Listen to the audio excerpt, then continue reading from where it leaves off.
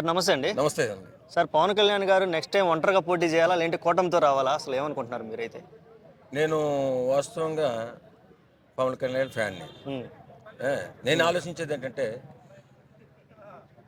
ఒంటరికి వెళ్ళాలని ఆలోచించను. హ్మ్. ఎందుకంటే ఫస్ట్ ఆంధ్ర రాష్ట్రం అధ్వంసం అయిపోయిన ఆంధ్ర రాష్ట్రం అభివృద్ధి చెందాలంటే హ్మ్. ఫస్ట్ ఆఫ్ ఆల్ ఈ కూటమి ఇంకొక 5 సంవత్సరాలను కలిసి ఉండాలి. హ్మ్. వాళ్లే గెలిచి వాళ్లే పరిపాలన చేయాలి. ఈ హ్మ్. శిథిలమైపోయినటువంటి ఆంధ్రప్రదేశ్ని హ్మ్. వాళ్లే కాపాడగలుగుతారు. ఎందుకంటే హ్మ్. పవన్ కళ్యాణ్ నిజాయితీపరుడు కాబట్టి ఎక్కడ ఎలాంటి దోపిడీ జరగకుండా చూసుకుంటూ పవన్ కళ్యాణ్ ఉన్నాడు అంటే చాలు దోపిడీకి అంత ఆస్కారం ఉండదు. హ్మ్. ఉండదు కాబట్టి ప్రతి వ్యవస్థ ఇప్పుడు జగన్ గారు చేసిన పనులు మంచి పనులు చేశారు జగన్ గారు కూడా. నేను హ్మ్. కాదను. హ్మ్. హ్మ్. ఎందుకంటే ఆయన కూడా చాలా వ్యవస్థల్ని అద్భుతంగా తీర్చిదిద్దాడు. హ్మ్. కాదను. కానీ ఒక్కటి మర్చిపోయింది ఏంటంటే యువతకు ఉద్యోగ కల్పన కోసం చేయవలసిన కార్యక్రమాలు ఏది చేయలే. హ్మ్.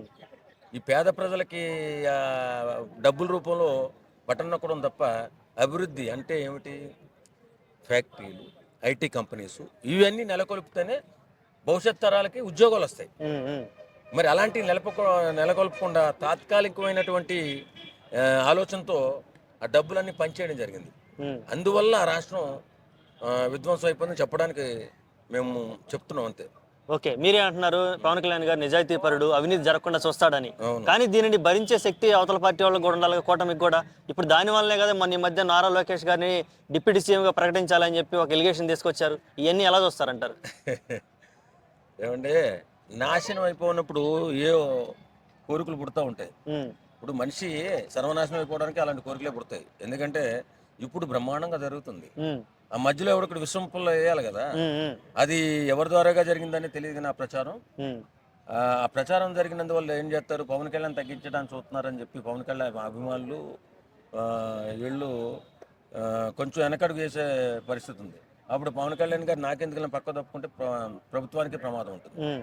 అంటే 134 ఎమ్మెల్యేలు ఉన్నారని అనుకోకూడదు. హ్మ్. మాకు బలం ఉంది కదా అంటే హ్మ్. మరి నువ్వు జైల్లో ఉన్నప్పుడు నీ బలం అంతా ఎక్కడ పోయింది? హ్మ్. హ్మ్. ఆ? హ్మ్. మిమ్మల్ని వచ్చి కాపాడుకుని గుండెల్లో పెట్టుకుని నీ నెత్తి మీద ఎక్కించుకుని గెలిపించుకుని సీఎం చేస్తే హ్మ్. ఈరోజు నక్క నాటకాలు ఎందుకు చేస్తున్నారు మీరు? హ్మ్. తప్పు కదా. అధినాయకుడికి తెలియకుండా ఏమీ జరగలేదు ఈ విషయం. ఆయనకి అధినాయకుడు అనేది అనేది కూడా ఒక టాక్ నడుస్తుంది. అధినాయకుడికి తెలిసుండి జరిగితే మాత్రం చాలా ప్రమాదంలో నాశనం అయిపోవడానికి ముందు చూపుగా ఎదురు చూస్తున్నాడని అర్థం. హ్మ్. అధినాయకుడికి తెలియకుండా జరిగితే అది హ్మ్. ఆయన తప్పు కాదు. ఓకే. అవును. తెలిసి జరుగుతుందని నేను అనుకోను. హ్మ్. ఓకే. తెలిసి జరుగుతుందని నేను అనుకోను. అధినాయకుడికి తెలిసి జరిగితే మాత్రం వాళ్ళ నాశనానికి వాళ్ళే దారి తీసుకున్నట్లు లెక్క. అంటే ఏదో ఒక రకంగా ఇట్లాంటి పొగలు పెట్టి లేదంటే ఇట్లాంటి కుట్రలు చేసి ఇద్దరిని డివైడ్ చేయాలని ఏమన్నా వైసీపీ వాళ్ళు ఏమన్నా ఇట్లాంటి ఎలిగేషన్ తీసుకొచ్చే అవకాశం ఉందంటారా? ఆహా, లేదు అటువైపు నుంచి లేదు. వాళ్ళు ఏమన్నా కవర్ట్లుగా పనిచేసే వాళ్ళు ఉంటారు కదా కొద్దిగా. అలాంటి సన్నివేశాలు ఏమన్నా ఒక అర్థమవుతుందా మీకేమన్నా? రాజకీయాన్ని అంచనా వేయడం చాలా కష్టం. హ్మ్. ఎందుకంటే లేకపోలేదంటారు. లేకపోలేదు. అదేలే. ఇప్పుడు జగన్ లాంటి నాయకుడు ఇలాంటి పన్నితే పన్నొచ్చు కూడా. హ్మ్. ఎందుకంటే ఇద్దరు విడివిడిగా రావాలని ఆయన ఎప్పటి నుంచో పోరాటం చేశారు. హ్మ్. హ్మ్. పోరాటం చేసి పెద్ద తప్పు ఏంటంటే పవన్ కళ్యాణ్ లాంటి వ్యక్తిని హ్మ్. తిట్టడం. హ్మ్.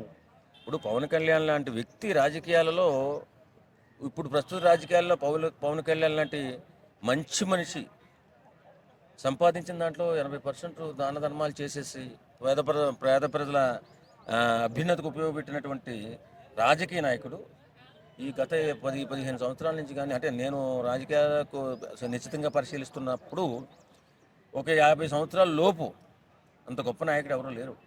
పుట్టడు పుట్టలేదు ఇప్పటి వరకు. అది పవన్ కళ్యాణ్ స్టామినా. ఎందుకంటే ఎవరు ఇప్పుడు మనం ఒక 100 రూపాయలు ఉంటే మనకి ఒక 2 రూపాయలు సాయం చేయడానికి ప్రయత్నం చేస్తాం కానీ 80 రూపాయలు సాయం చేయగలుగుతాం.